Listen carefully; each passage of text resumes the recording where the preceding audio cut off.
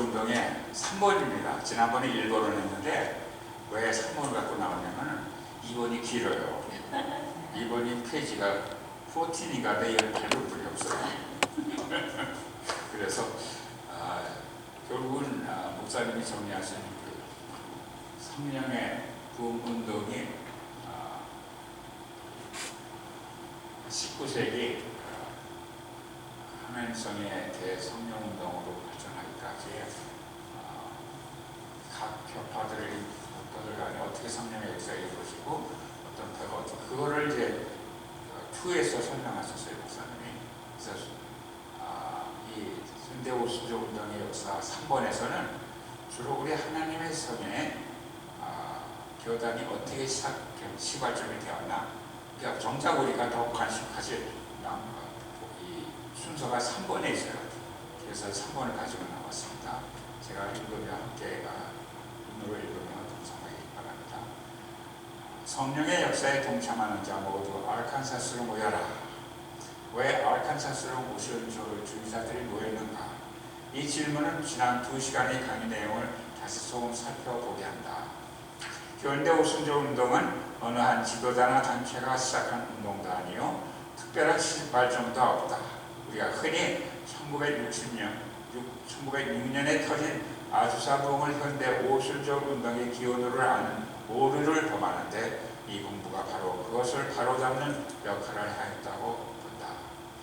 그전에는요, 우리는 우리 하나님 교회에 와서 우리 하나님의 성의 역사만 배우니까 그 이전엔 전혀 몰랐어요.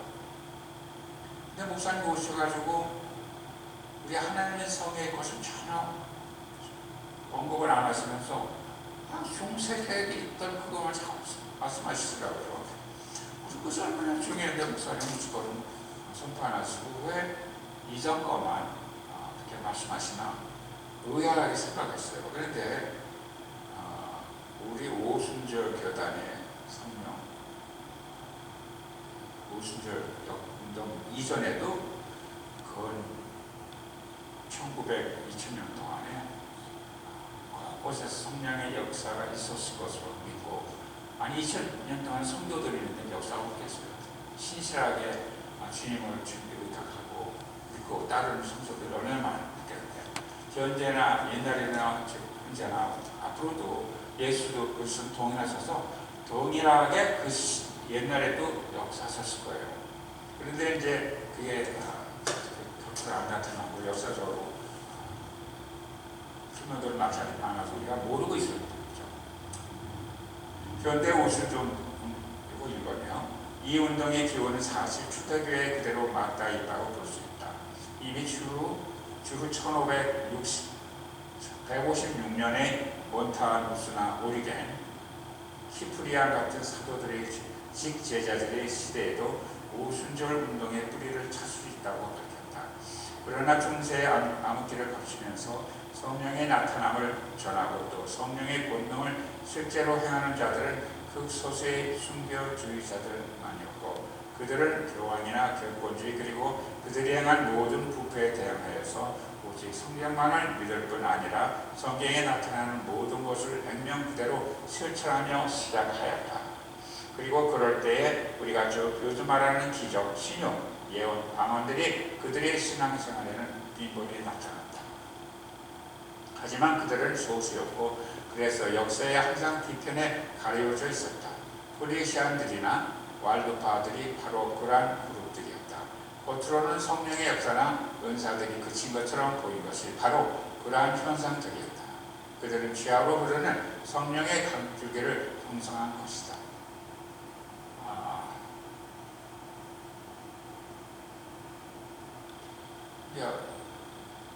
예수님의 직제하자, 12제자, 복음을 전한 그 이후로는 주 2~3만 년 후에는 역사가 나타날 기록이 없으니까 우리 몰랐는데 성령의 강줄기가 여전히 형성되어서 지하로 흐르고 있었다. 나타나지 않고 지하, 우리 요즘에 지하교회로 평하잖아요. 공산국가 지하로 성령의 강질이 형성한 것이다. 또한 그 그룹들이 소수이고 숨어있었다는 것 말고도 종교개혁 전으로는 성령의 역사보다 더 중요하고 치열한 영적 전쟁이 있었으나 그것은 아예 믿음으로 구원받는 은혜의 복음을 선행과 돈 그리고 로마 교황청이 마음대로 정한 규율에 따르는 본론으로 대체 캐톨릭과의 힘겹고 긴 싸움이 있었다. 사실 종교 개혁자들이 이 싸움에 살아남은 자체가 비전될 정도로 괴담으로 알치 같은 무모한 싸움에서 이들은 살아남고 유럽 대륙의 암흑을 걷어내고 광명을 선포하는 데에도 수백 년이 소요되었다. 그 후에도 계속된 혼란이 있었으니 독일의 경건주의와 신비주의자들 그리고 세례파나 영국의 퀘이커 교도들 그리고 감리 교도들과 그 후에 다양한 선결 운동자들이 하나같이 자신들에게 나타나는 성령의 면역과 은사에 다양한 은사들을 각각 다르게 이해하고 표현하고 사실 성령의 역사는 그 나타나는 현상들이 너무나 다양하고 신기하여 쉽게 정리하여 규정할 수 없다는 사실이다. 그런데다 이들이 대부분이 캐톨릭은 물론이고 개신 교도들에게도 박해내지는 비난을 받아 이리저리 숨어 다니며 또 옮겨 다니느라고 자신들의 영성을 겨우 자녀들에게 물려주어 유지하기도 급급하였다. 잘 정립하고 교리와 신화로 확립할 기회가 없었다. 마지막으로 사실 그들은 성령의 역사를 체험한 후에는 그 은사나 현상 자체보다는 뜨거운 열정으로 영혼구원의 역사에 올인한 경우가 대부분이다. 즉 전도와 설교에 너무나 심혈을 기울이다 보니 자신들에게 전도와 선교의 열정을 불어넣은 주체가 되신 성령 자체의 사역에 대해서는 좀 무지하였다고 볼 수 있다. 이거 저 한글 워드로 돌린 건데 오차가 너무 많네요. 컴퓨터가 캐치를 못하네. 그래도 대강 분리하여 보자면 다음과 같다. 모라비안을 중심으로 한 독일 경건 신비주의는 성령의 역사를 선교를 위한 기름 부으심으로 봤고 검소하고 청교도적인 삶을 강조하고 선교를 위한 기도에 전적으로 헌신하였다.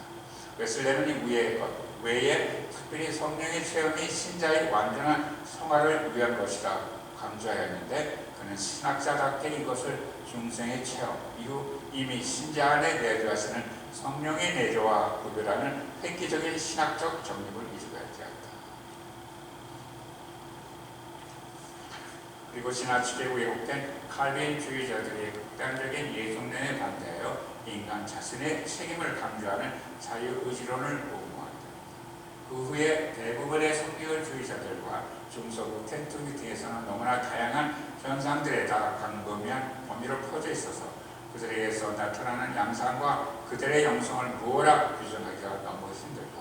하나 한 가지 분명한 것은 그들 대부분이 웨슬레의 성화와 교리를 받아들일 뿐 아니라 발전시켜서 중생 이후의 신자와 성령의 체험을 제2의 축복이라고 강조하기 시작하여 적극적으로 전하였다는 사실이다.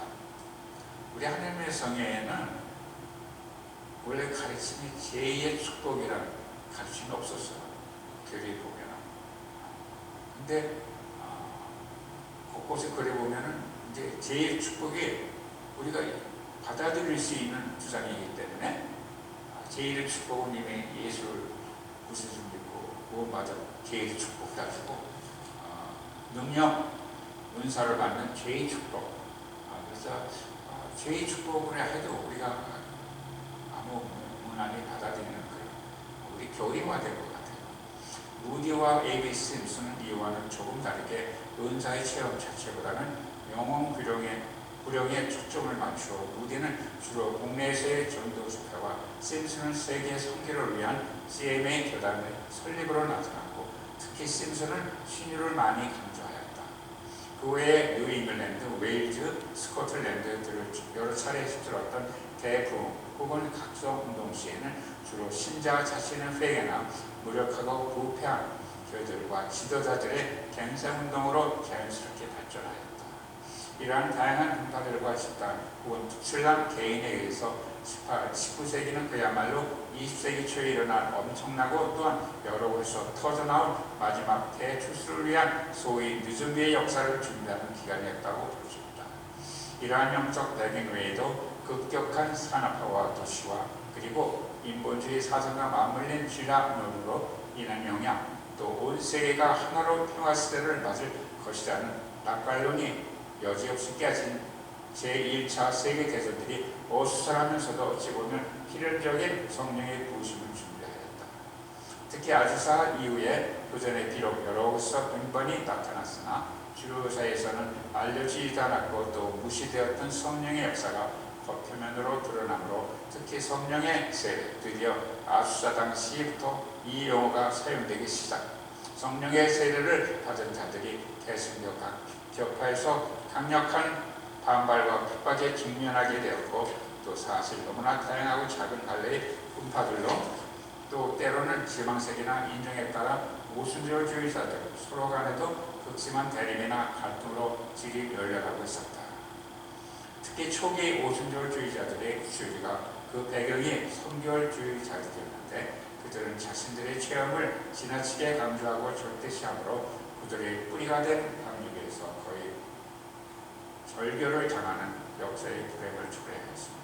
이러한 혼란은 성령 세례를 받은 자들 상호 간에도 심각한 갈등과 혼란의 양상으로 닿게 됩니다. 즉 놀라운 역사는 계속 보여주고 있는데 우리가 그것을 이해하고 정립하여 성령의 뜻에 맞게 사용하는 미래는 아직 따라주지 못하였다고 볼 수 있고 한편으로는 그만큼 성령의 쏟아부으심이 급하고 강력하였다고 볼 수 있습니다.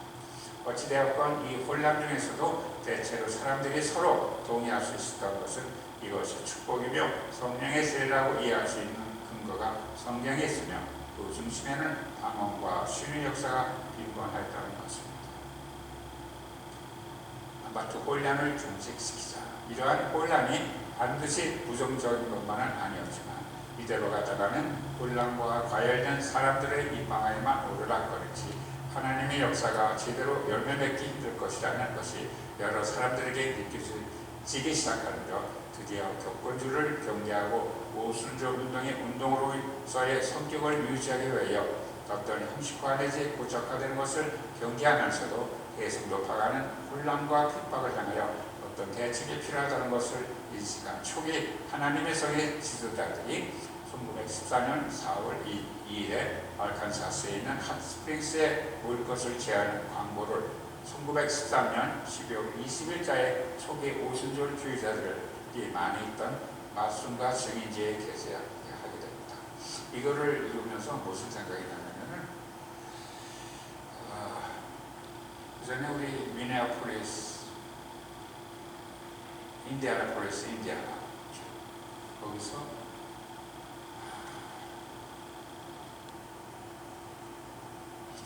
총각 2002년인가 세계 총회로 사문했어요.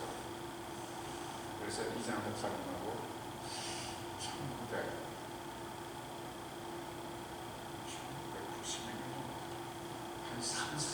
그에 거의 반이 갔어요. 30몇 가정이 가서 모사 그래서 자면서 참석을 했는데 무슨 기억이 나냐면 거기서 하나님의 성회의 그 역사, 배경 영어로 된 게 이름 북고책이 나왔어요. 이런 거를 좀 그 생각이 났어. 그걸 찾아봐야겠다 정말. 목사님이 다 설명하고 계신데 저는 지금 자료 찾느라고 바쁘거든요. 내게 다 끝나가지고 자료 찾아서 공부해서 해야 되기 때문에 이미 다 설명되어 있지만 그걸 찾아서 더 정확하게 설명 좋을 것 같다 그렇게 생각이 됩니다. 이전에 그 이미 H.A. 고스와 이안 별 목사들의 1913년 이후부터 15차례나 캠프 미팅을 열고 이 오순절의 역사와 사도적 신앙을 전하게 되고 수많은 사람들의 참여가 있었습니다. 이에 공모된 이들을 M.N. 핀슨, A.P. 콜린, D.C.O. 어퍼맨과 함께 이 초성서를 계기로 제안하며 자신들의 이름을 서명하여 보내게 되었다. 그들이 내보낸 제서에는 모든 오순절 성도들이 한자리에 모이자라는 초청과 함께 총회 소집의 제안 설명을 다음과 같이 합니다. 그 영문 채워보는데 무대와 직접 관계없는 이 설명이 너무 길어가지고 혼란해서 못 보겠더라고요. 예. 근데 지금은 아마 그게 필요할 생각이 듭니다. 넘버원, 교리적 분열 방지. 2. 목적 달성에 이르기까지 단합에 힘쓰고. 3. 적은 돈을 모아 큰 사업, 해외 선교를 하고. 4. 결성된 총회 유지를 위하여 헌법을 개정하고. 넘버 5. 신앙 통합을 위하여 훈련소, 신학교를 세우고.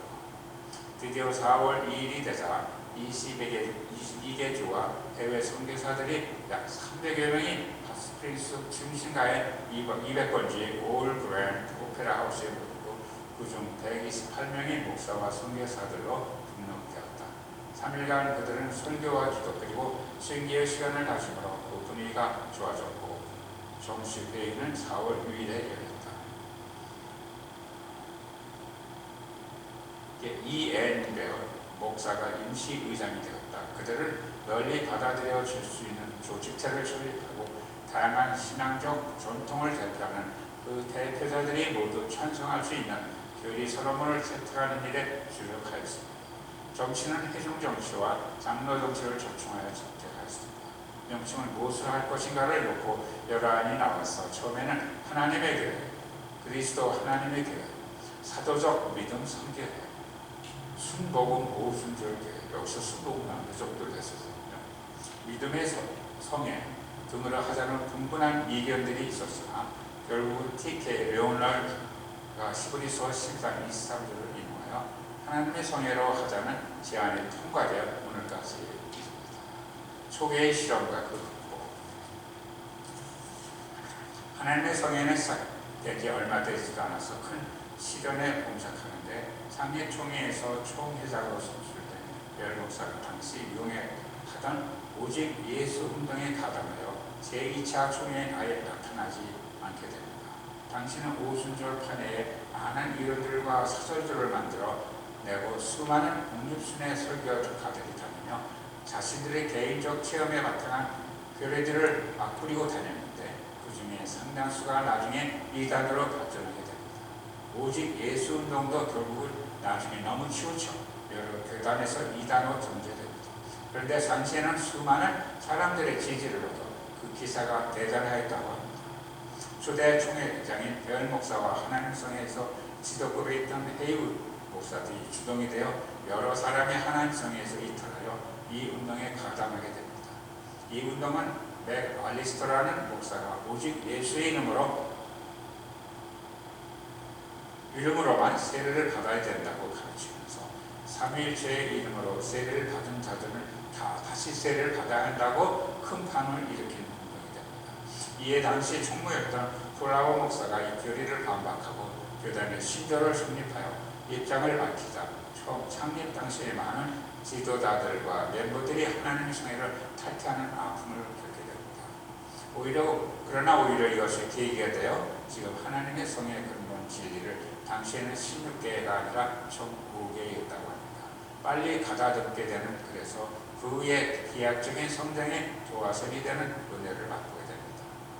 1916년에 이 근본 진리를 선언하고 안정을 되찾기 시작한 후에 당시 총회장이었던 웰치 목사들이 주동이 되어 떠나갔던 옛 동료들을 돌아오게 하는데 드디어 초대 총회장인 별 목사가 자신의 과오를 인정하고 총회로 돌아오는 쾌거가 일어난다. 그 후로 하나님의 성회는 유학의 가장 큰 신앙을 비교적 빨리 그리고 오히려 발전적으로 극복함으로 큰 성장기를 봤습니다. 아니 어떻게 그 당시에 19세기 초에는 18세기 초 그 당시 3일체론이 정립이 안 됐나? 나는 3일체론 많이 관심 연구하고 그러는데 그 3일체론이 정립된 게 이단들이 성에서 우리 교회를 보호하기 위해서 3일체론을 정립해서 발표한 거예요. 무슨 회의에서. 그때는 아마 없었으니까 이런 게 나온 거죠. 어떻게 세례를 예수 이름으로 받아야 된다. 삼위일체이기 전에 말씀은 분명히 있는데 성부와 성자와 성령 이름으로. 근데 예수 이름으로만 세례를 받아야 된다. 그래서 교단이 쫙 갈리는 그런 일이 있었다고 해서 놀랐습니다. 하나님 성경의 초기의 특징, 해외 성계의 주력, 이미 언급한 대로 하나님의 성에는 그 창립 취지를 에서부터 해외 성계의 요즘이 나타났다. 본총회는 창립되자마자 1914년에 15명이었던 해외 성교사가 4년 후에는 73명으로 늘어났으며 많은 헌금이 모였지만 선교사들에게는 성교비만 의지하는 것이 아닌 믿음으로 하는 선교를 오히려 적극 고려하게 됩니다. 지금 전 세계 가장 많은 선교사를 내보낸 교단이 하나님의 성행이며 또 그 결과로 전 세계에 단연 가장 많은 신자 수를 갖고 있는 교단도 하나님의 성행입니다. 2900년도, 2009년도 현재 등록됐습니다. 6,100만, 10만 100만, 1000만이에요.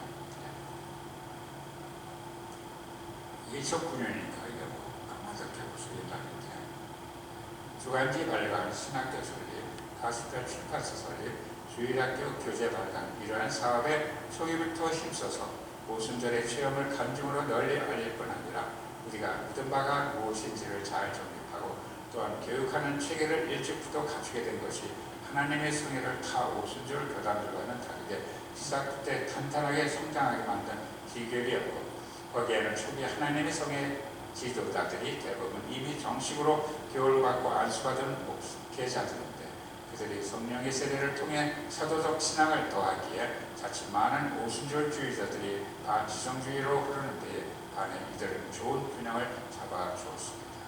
1940년대 이후에는 다른 복음주의적 주류 교단들과 이미 교류를 시작하여 그들로부터 비교적 탄탄한 교리와 신학을 가진 성서적인 교단으로 인정받기 시작합니다. 드디어 1941년에 열린 미국 복음주의 협회에 하나님의 성의 지도자들이 정식으로 초대를 받았으며 이어 1943년 시카고에서 열린 총회에는 65개의 교단 600여 대표 중에 하나님의 성에서만 160명의 교단들이 대표단이 파견되었으며 1962년에는 동협회 회장으로 하나님의 성의 증경 총회장이 질머만 목사가 뽑히게 됩니다. 위에서 아는 남자에서 사회 게시판에 거기가 장로교회 할례교단에 위에서 아는 거기를 운영하는 주인이 할례교회 장로교회예요. 그러니까 재현이 그 색깔이 틀린 글이 오면 좀 경계를 합니다. 단문 올리고 싶은데 우리가 이미 1961년인데 협회장으로 우리 하나님 성이 주셔서 김원men 목사가 회장이었다고 발표하고 있습니다. 오늘 강의의 마지막으로 그러면 하나님의 성회를 대표로 하는 소위 전통적 오순절주의를 무엇이 다른가라는 질문을 던져봅니다. 그것을 다대매고서 사실 그 전에 많은 성령운동을 하던 우리들과 그리 다른 것은 없습니다. 이렇다는 차이라면 성령 세례의 최초 그리고 외적의 표적을 방언으로만 본다는 것이 그 전의 성령운동파와 후계의 은사주의다가 조금 다릅니다. 또 탁월한 한 사람의 지도자에 의해 시작되지 않고 강력한 성령의 기능 부심에 의해 오히려 그 반으로 일어난 운동이라는 점이 다릅니다. 한 가지 확실한 것은 20세기 전 세계가 물질 만능주의와 인본주의 그리고 하나님을 대적하며 심지어는 기독교 안에서도 신신학이나 자유주의에 물들어가고 있으며 교회들이 무능하고 경직된 모습으로 이러한 급속한 세속화에 대처하지 못하고 있을 때 하나님께서는 오순절 성령운동을 통하여 초대교회의 사도적 신앙을 되찾고 선교와 의료사회를 열중하게 하시고 교회와 사회를 갱생하게 하시며 또 강력한 신효와 초자연적인 표적이 나타남으로 특히 가난한 자와 병든 자들을 돌보게 하셔서 교회의 능력과 심성을 회복하게 하시고 마지막으로는 그동안 늘 아들이신 예수 그리스도와 성부이신 하나님을 드리느라 자신을 드러내지 않으셨던 그러나 근본으로 그들과 동시에신 겸손하신 삼위 성령 하나님을 드러내셨다는 것입니다. 그분을 높이고 그분께 친밀하여 하나님의 깊은 것을 이해하게 하시고 신자를 신자답게 교회를 교회답게 회복하시며 생명의 강이 터지게 하셨다는 사실입니다. 이 모든 것이 오순절주의자들의 공헌이라는 것이 아니라 오순절주의자들을 이렇게 만드는 것이 어린 인간의 작품이 적다며 전적인 성령님 자신이라는 역사가 있다는 것입니다. 끝났습니다.